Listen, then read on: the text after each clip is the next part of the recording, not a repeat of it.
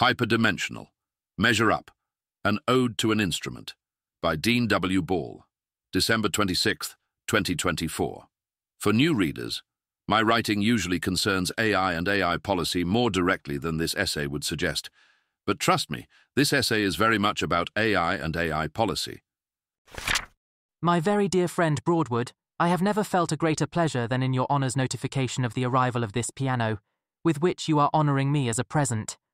I shall look upon it as an altar upon which I shall place the most beautiful offerings of my spirit to the divine Apollo. As soon as I receive your excellent instrument, I shall immediately send you the fruits of the first moments of inspiration I gather from it, as a souvenir for you from me, my very dear Broadwood, and I hope that they will be worthy of your instrument.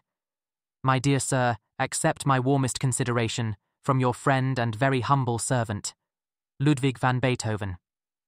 As musical instruments improved through history, new kinds of music became possible. Sometimes the improved instrument could make novel sounds.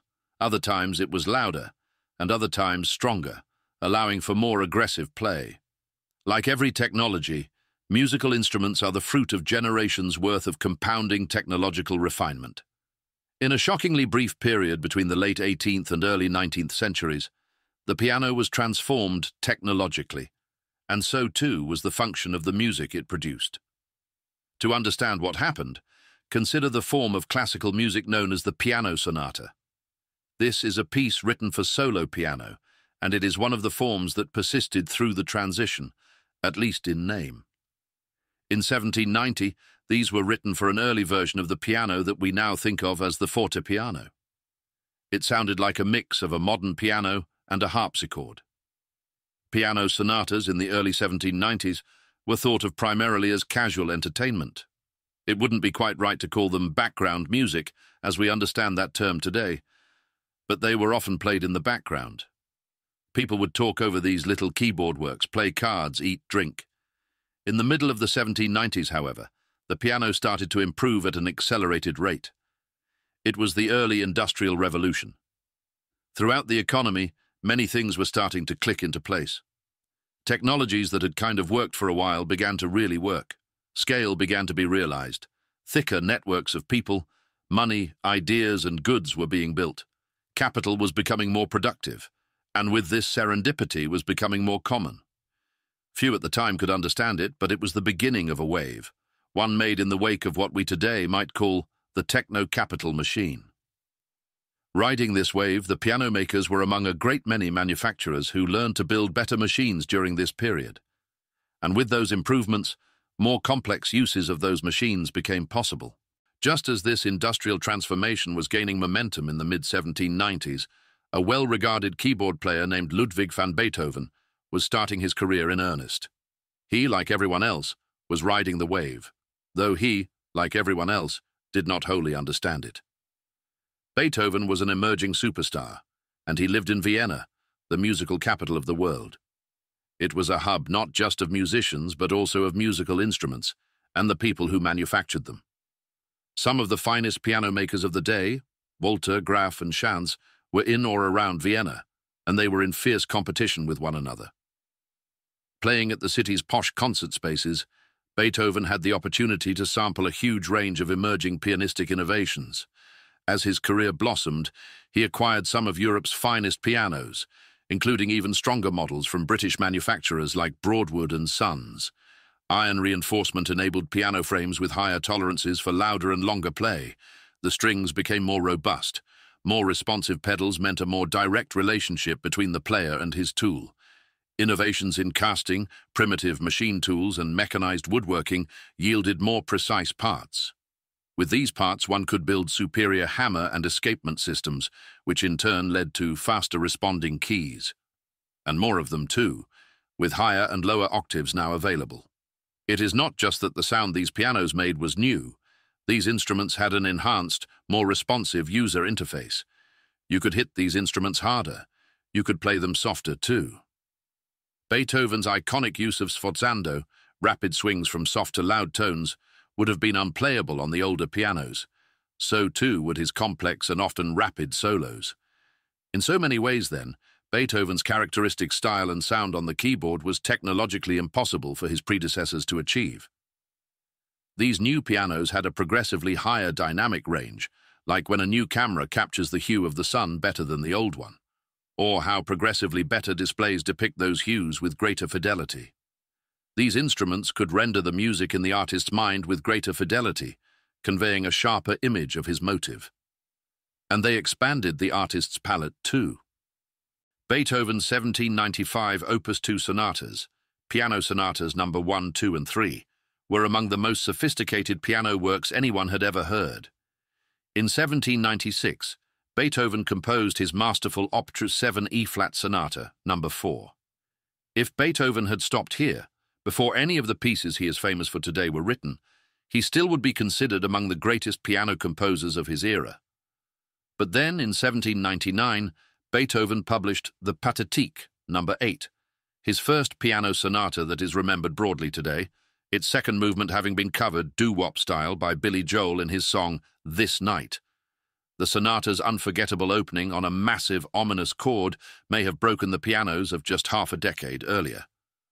With this first masterpiece, Beethoven had established himself as one of the most significant keyboard players of all time. And then Beethoven began to write his legendary pieces. Moonlight, No. 14, in 1801, Waldstein, No. 21, in 1804, Appassionata, No. 23, in 1806, Hammerklavier, Hammer Keyboard, No. 29, in 1818. To name just a few examples, to hear these pieces performed on period instruments, I suggest listening to Ronald Brautigm's Cycle. Each landed at a new outer conceptual extreme of musical expression. Each stressed the limits of the piano too. Beethoven was famous for breaking piano strings that were not yet strong enough to render his vision. There was always a relevant margin against which to press.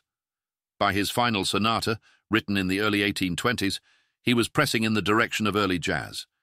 It was a technological and artistic takeoff from this to this and from this to this. Beethoven's compositions for other instruments followed a structurally similar trajectory, compounding leaps in expressiveness, technical complexity, and thematic ambition every few years. Here is what one of Mozart's finest string quartets sounded like. Here is what Beethoven would do with the string quartet by the end of his career. No longer did audiences talk during concerts. No longer did they play cards and make jokes. Audiences became silent and still, because what was happening to them in the concert hall had changed. A new type of art was emerging, and a new meta-character in human history, the artist, was being born. Beethoven was doing something different, something grander, something more intense, and the way listeners experienced it was different too. The musical ideas Beethoven introduced to the world originated from his mind, but those ideas would have been unthinkable without a superior instrument. I bought the instrument I'm using to write this essay in December 2020. I was standing in the frigid cold outside of the Apple Store in the Georgetown neighborhood of Washington, D.C., wearing a KN95 face mask, separated by 6 feet from those next to me in line. I had dinner with a friend scheduled that evening. A couple weeks later, the mayor would temporarily outlaw even that nicety. I carried this laptop with me every day throughout the remainder of the pandemic. I ran a foundation using this laptop, and after that I orchestrated 2 career transitions using it. I built 2 small businesses, and I bought a house. I got married, and I planned a honeymoon with my wife. I launched Hyperdimensional on this instrument, and on this instrument I have written almost everything I have published in the past year. Over 200,000 words in total, articulated using this keyboard, sometimes on an airplane tray table as bubbling ginger ale sprinkled on the keys, sometimes on my bed late at night, sometimes on deadline, sometimes staring at a white page with seemingly nothing interesting to say, sometimes ecstatic, sometimes deflated. I made great strides while using this instrument, and I made mistakes. This instrument let me make those mistakes. It never tried to stop me or slow me down.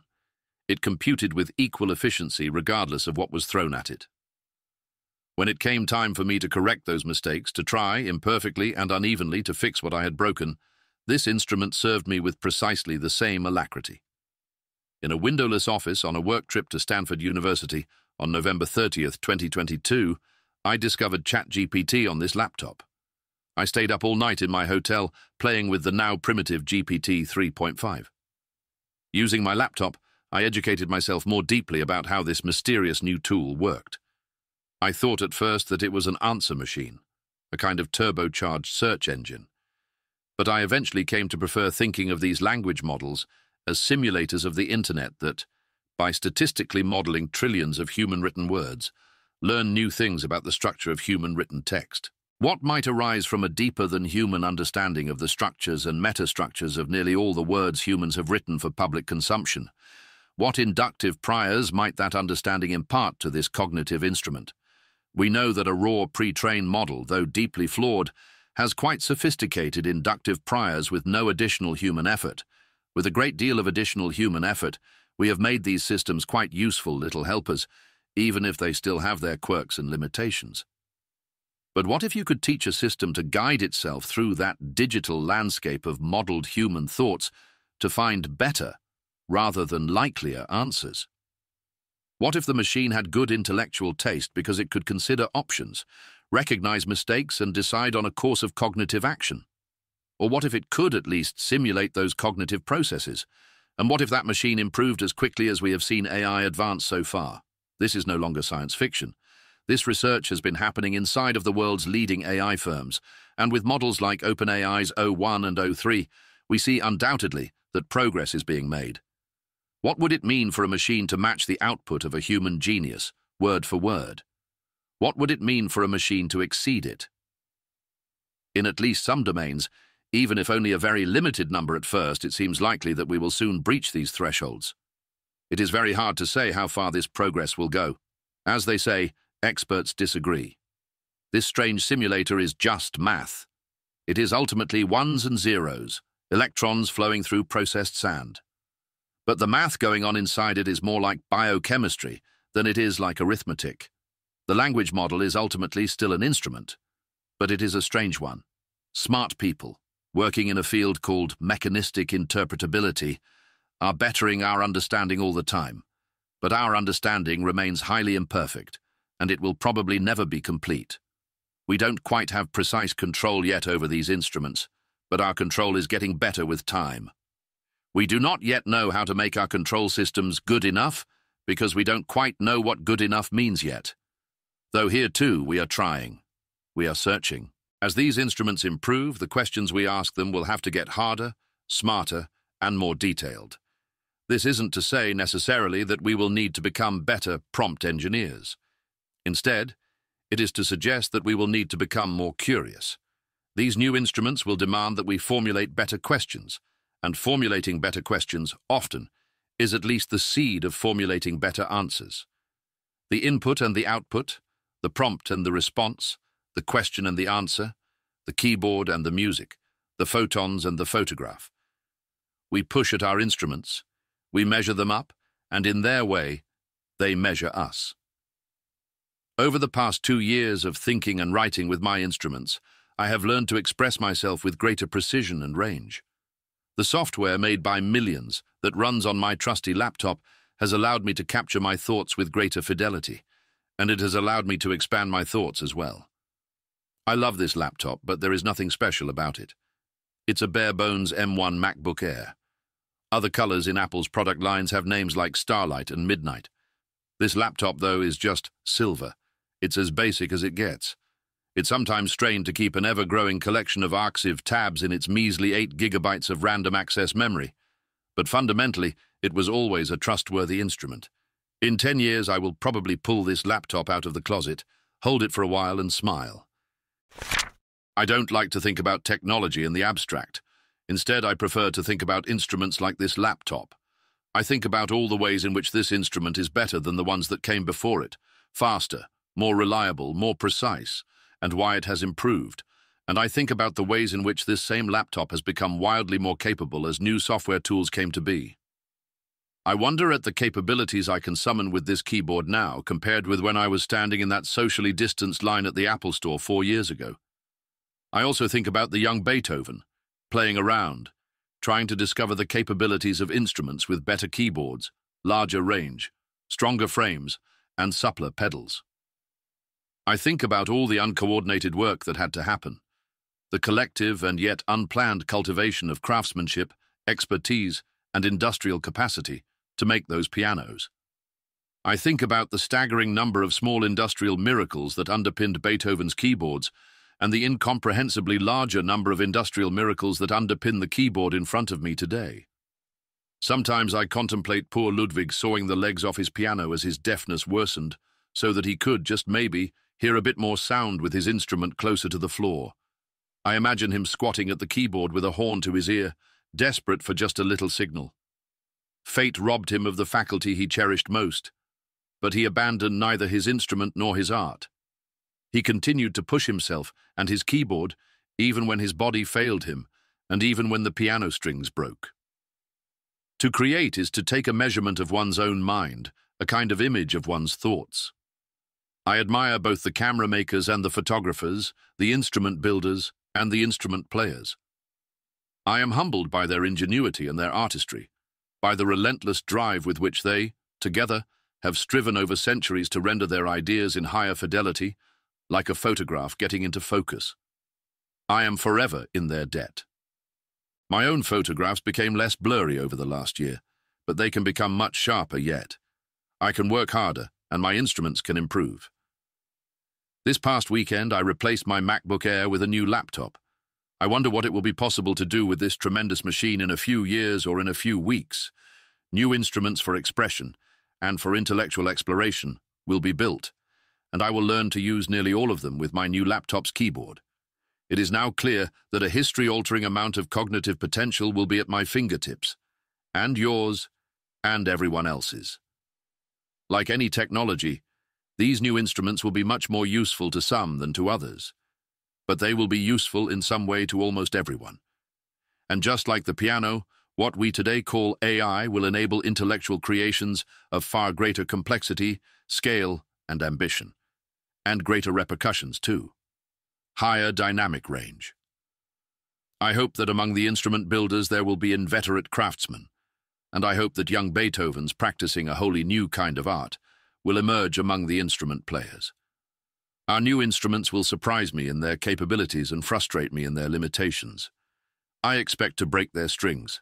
I hope to break their strings.